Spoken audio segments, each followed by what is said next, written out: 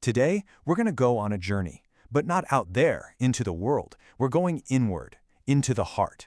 We're going to explore what it really means to be ready for the coming kingdom of Christ. Think of this as a personal invitation to look at our own lives and see if we're truly prepared. So let me ask you something, and I want you to be honest with yourself. Have you ever felt that restlessness deep down inside, that feeling that something's just not right, even when, from the outside, it looks like you're doing all the right things? Just sit with that for a second. Okay, now, what if that feeling, that restlessness, what if it isn't just frustration? What if it's something way more intentional? What if it's actually God diagnosing your heart, preparing you for something so much bigger?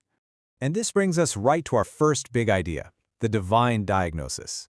You see, that feeling of restlessness, it's an examination.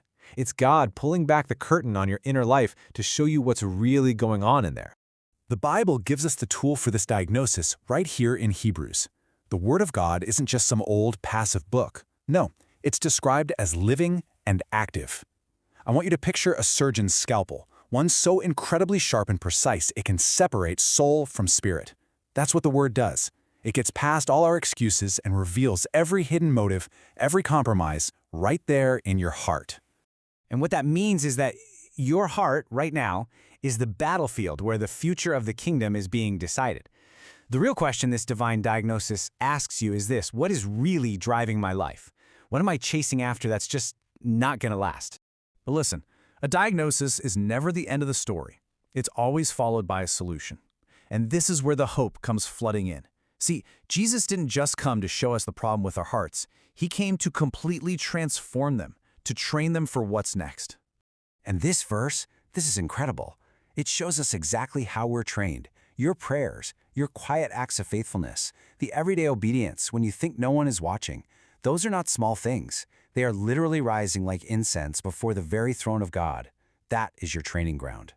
This is the secret power of what you're doing. You're developing what the Bible calls spiritual authority. Just try to wrap your mind around this. Your heart, right now, in this moment, is being trained to one day govern nations with the same righteousness and wisdom as Christ himself. That's what's happening when you pray. And that just raises the stakes completely, doesn't it? The end times aren't just about scary warnings. They're about incredible opportunities. The condition of your heart today directly shapes the role you will have in the kingdom of tomorrow. So we're all faced with this really clear choice. Is your heart a distracted heart? Is it chasing after temporary things that are just going to fade away? Or is it becoming an aligned heart, one that's actively preparing for an eternity of real intimacy with God and a share in His authority? Every choice you make today echoes into forever. And what's the ultimate reward for that aligned heart? It's this. It's an intimacy we can't even fathom, to actually see His face, and it's an incredible authority, to bear His name. That destiny, that amazing promise, it starts right now, in the quiet moments where you make your decisions.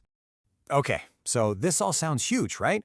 But how do we actually do it? How do we walk this out? Well, that brings us to our final section, the path to readiness. This is where it gets really practical. This is your discipleship in action. So how do we respond to all this? It really comes down to 3 simple, actionable steps. First, it starts with prayer, but not just talking at God, really listening.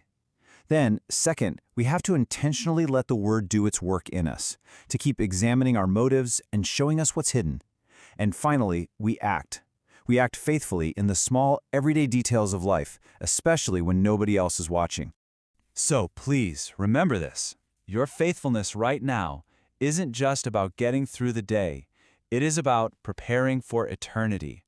Every single act of obedience, every prayer whispered in secret, it's an investment in your future role in the kingdom of Christ. So I'll just leave you with this one last thought to carry with you. When God looks at your heart, when He looks at your life, your choices, is it a testimony? A testimony of His authority at work in you. Is your heart ready?